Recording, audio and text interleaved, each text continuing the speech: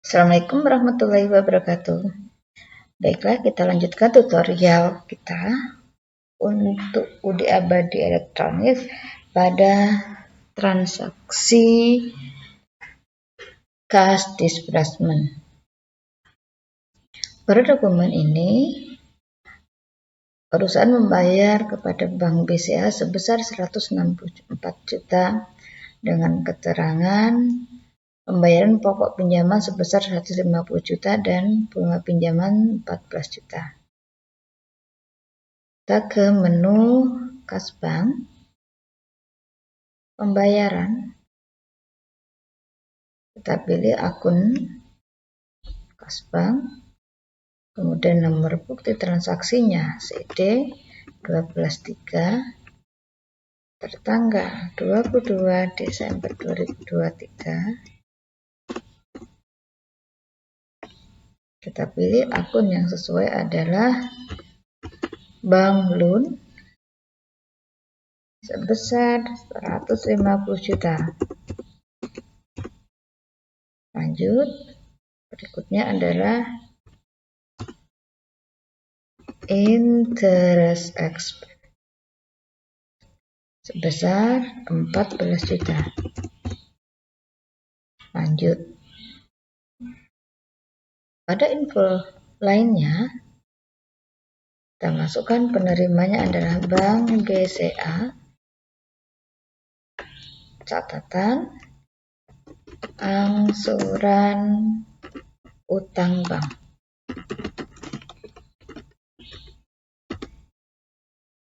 Jika sudah, klik simpan. Informasi berhasil disimpan. Kita tutup tabulasi pembayaran. Berikutnya adalah pembayaran angsuran hutang kepada PT Gunung Kawi sebesar 200 juta dengan nomor bukti CD 124 tertanggal 24 Desember.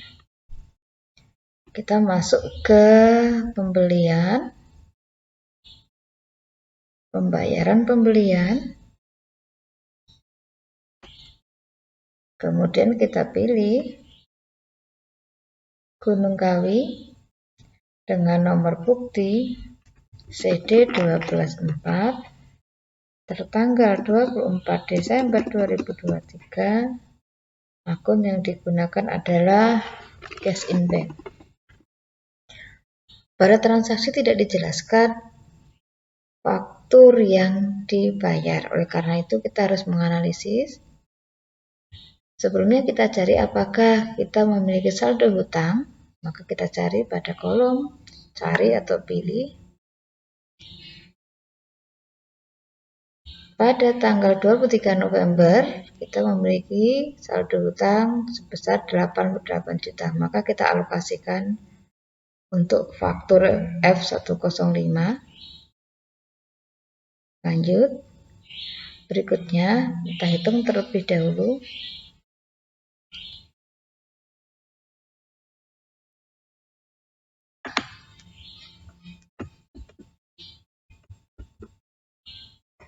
$200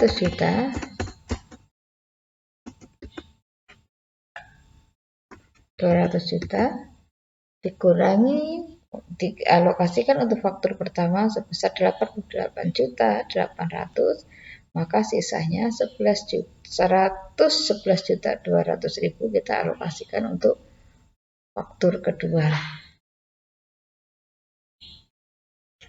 Faktur kedua kita panggil tertanggal 2 Desember.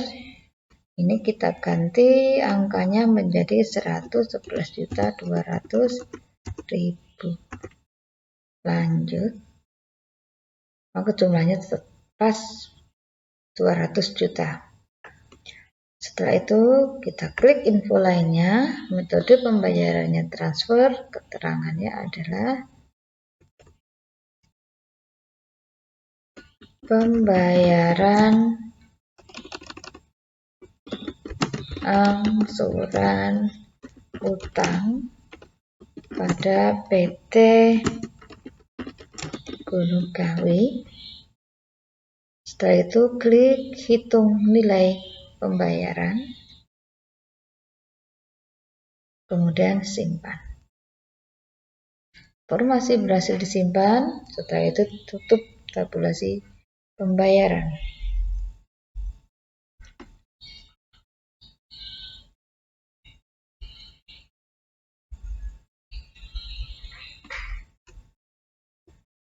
Dokumen berikutnya adalah cash disbursement dengan nomor CD 12 5 tanggal 26 Desember. Dibayarkan kepada PT Asri Lestari sebesar 234 juta. Keterangan pembayaran utang dagang. Oke, kita ke pembelian. Pembayaran pembelian. Kita pilih pembayaran pada PT Asri Lestari dengan nomor bukti transaksi CD 12-5 tertanggalnya 26 Desember 2023. Bank. Kemudian kita cari faktur yang akan kita bayar tertanggal 20 November sebesar 99.900. Berikutnya kita hitung kembali.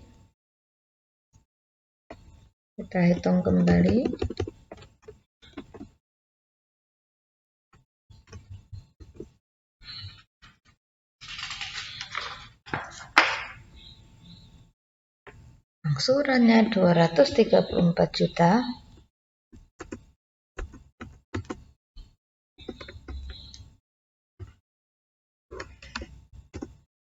Kemudian alokasi faktur pertama 99.900.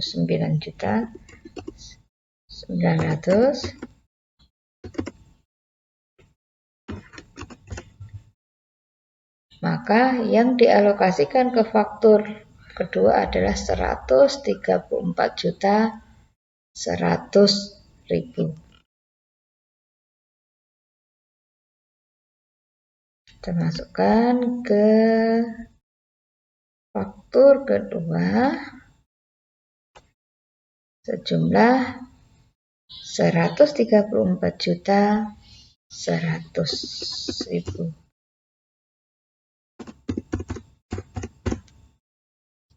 Lanjut, maka pas 234 juta. Pada info lainnya, kita sesuaikan metode bayar, keterangannya, pembayaran, angsuran utang kepada PT Asri Lestari. Jika sudah, jangan lupa klik hitung nilai pembayaran, kemudian simpan. Informasi berhasil disimpan, tutup tabulasi pembayaran pembelian. Berikutnya adalah cash disbursement dengan nomor CD 12/6 per 30 Desember. Dibayarkan pada bendahara kas kecil sejumlah 1.300.000 untuk pengisian kembali dana kas kecil.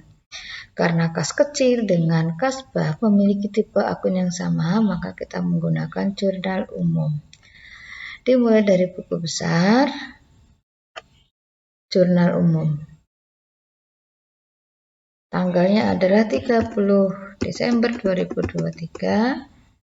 Nomor jurnal umumnya adalah CD 12-6. Dan sisi debit kas kecil sebesar 1.300.000. Sisi kredit kas di bank sebesar 1.300.000. Kemudian info lainnya, pengisian dana kas kecil. Nah, sudah, klik simpan. Tutup jurnal umum.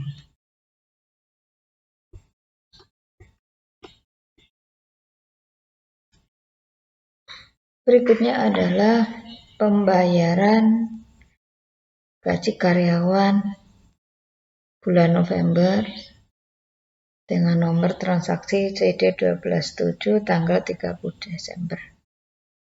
Kita masuk ke kas bank, pembayaran. Kita pilih akunnya adalah kas bank. Nomor bukti transaksinya adalah CD 127 tanggal 30 Desember 2023. Kita pilih akun debitnya adalah expense payable sebesar 5.900.000. Kemudian lanjut. Info lainnya, karyawan, gaji bulan November.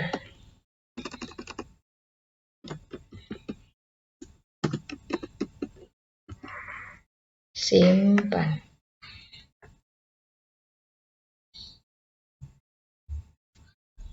Tutup tabulasi pembayaran.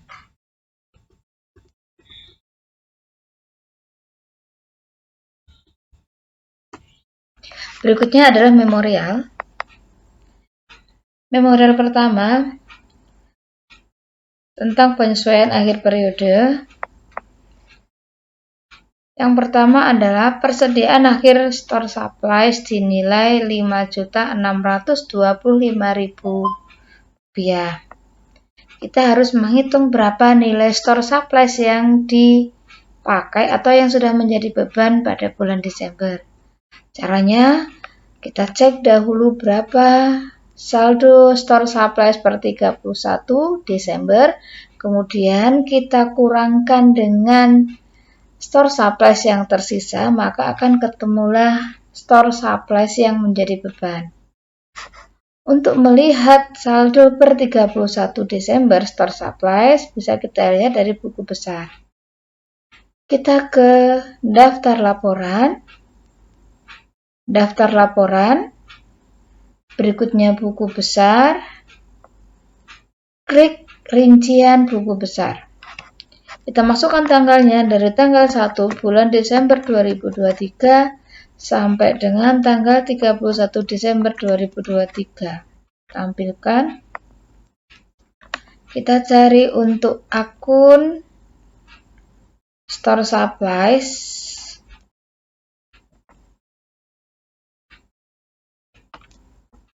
Saldonya 10.300.000. Berarti untuk mencari yang menjadi beban kita kurangkan 10.300.000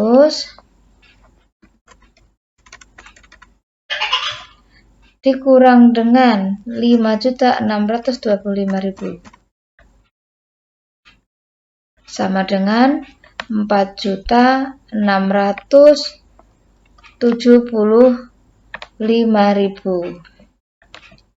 Sekarang kita membuat penyesuaiannya. Untuk membuat penyesuaiannya, kita buka buku besar, jurnal umum. Tanggalnya kita masukkan tanggal 31 Desember 2023. Kita masukkan BM. Kemudian yang pertama adalah store supplies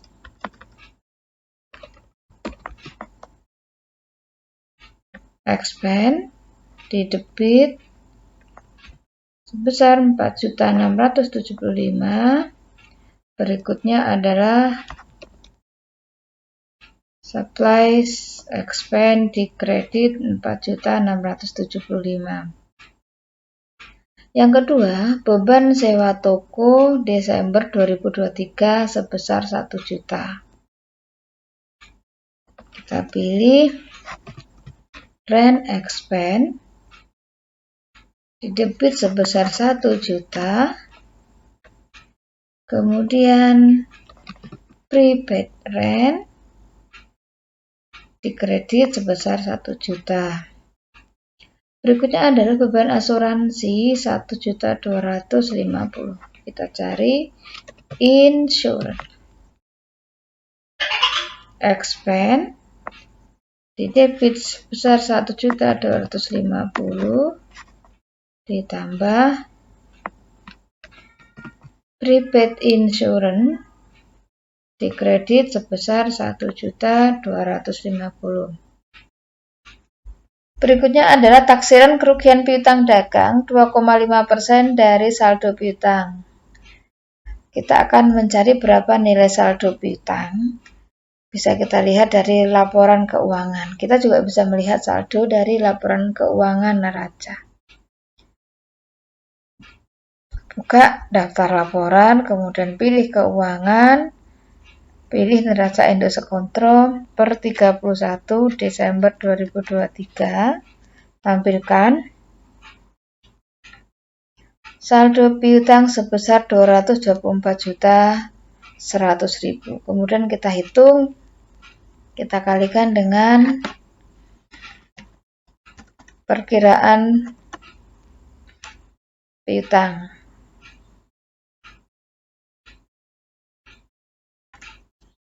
Kita kalikan dengan 2,5% sama dengan 5.602.500. Kemudian kita lihat berapa nilai allowance 12.800. Kita kalikan kita kurangkan 12.800 dikurang 5.602.500. 7.197.500. Karena terjadi penurunan cadangan kerugian piutang, maka kita lakukan pendebit atau kita debit akun allowance. Kita masuk kembali ke jurnal umum. Kita cari allowance. Pada sisi debit senilai 7.197.000. Kemudian lanjut dan bad debt pada sisi kredit sebesar 7.197.000.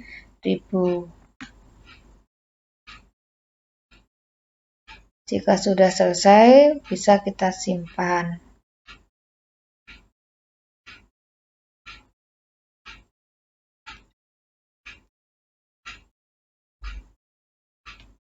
Berikutnya untuk memorial BM123, penyusutan equipment bulan Desember sebesar 1.250.000.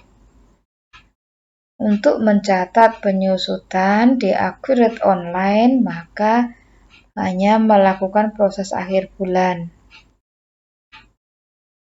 Melalui perusahaan, proses akhir bulan, kita pilih bulannya Desember, tahunnya 2023, simpan. Kita lihat di daftar sudah ada proses akhir bulan. Kita tutup tabulasi proses akhir bulan. Berikutnya adalah gaji bulan Desember akan dibayar 2 Januari sebesar 5.900.000. Tanggalnya kita masukkan 31 Desember.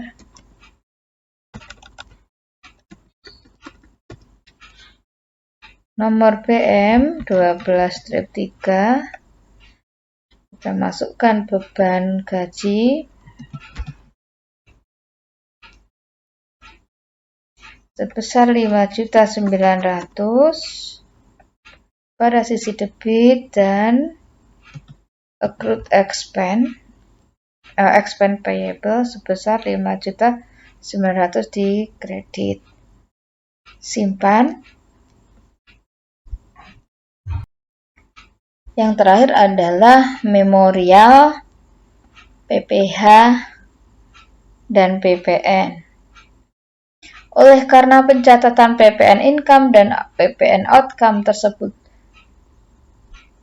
sesuai dengan faktur pajak standar, maka kedua akun dapat segera ditutup. Saldonya dipindahkan ke PPN payable.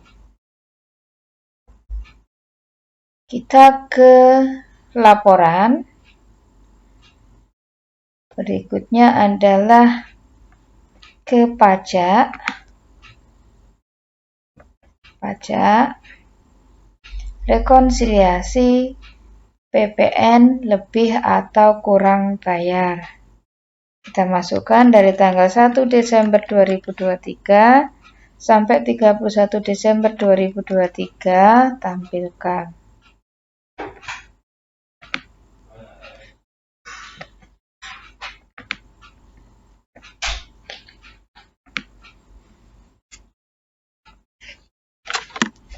Besar PPN outcome adalah 77.110.000.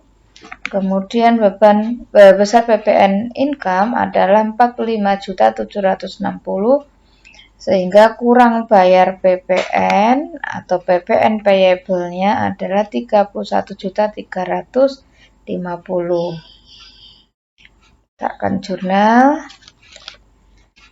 Tanggal 31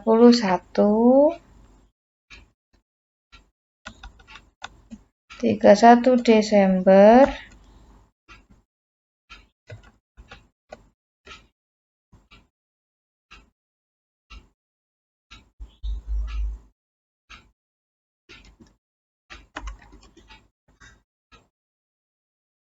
PM 12.4, buka jurnal, fed out di debit senilai 77.110. Berikutnya fed income senilai 45.760. Berikutnya adalah fed payable 31.350 dikredit, kemudian lanjut. Yang kedua, hitung pajak penghasilan badan dengan ketentuan tarif terbaru 0,5% dari peredaran bruto. Catat PPh ke dalam income tax expense dan income tax payable. Kita akan melihat berapa nilai peredaran bruto di bulan Desember. Untuk itu kita akan mencetak laporan laba rugi. Dari laporan, kemudian keuangan, laba rugi standar, kita masukkan dari tanggal 1 Desember 2023 sampai dengan 31 Desember 2023. Tampilkan 725 juta, kita hitung 725 juta dikali 0,5% sama dengan 3.625.000. Kita jurnal. Income tax expense di debit sebesar 3.625 pada income tax payable di kredit sebesar 3.625. Simpan. Tutup keseluruhan jurnal umum. Untuk melihat laporan keuangan, kita akan lihat dari daftar laporan keuangan. Yang pertama, laba rugi standar. dari tanggal 1 Januari 2023 sampai dengan 31 Desember 2023 tampilkan. Ini adalah laba rugi yang dihasilkan. Berikutnya adalah laporan perubahan ekuitas pemilik. Dimulai dari 30 November 2023, karena saldo kita dari 30 November sampai 31 Desember 2023, kemudian tampilkan. Berikutnya adalah neraca. Kita pilih neraca indeks kontrol per 31 Desember 2023, kemudian tampilkan. Ini adalah neraca yang dihasilkan. Kemudian ada arus kas. Ada arus kas langsung dan tidak langsung. Kita pilih yang langsung saja. Dimulai dari Desember 2023 sampai dengan Desember 2023. Tampilkan. Ini adalah metode langsung untuk bulan Desember. Berikutnya, untuk catatan-catatan pendukung lainnya seperti saldo piutang, saldo utang, saldo persediaan, dan aktiva tetap, silakan dieksplor sendiri. Demikian tutorial untuk kesempatan ini.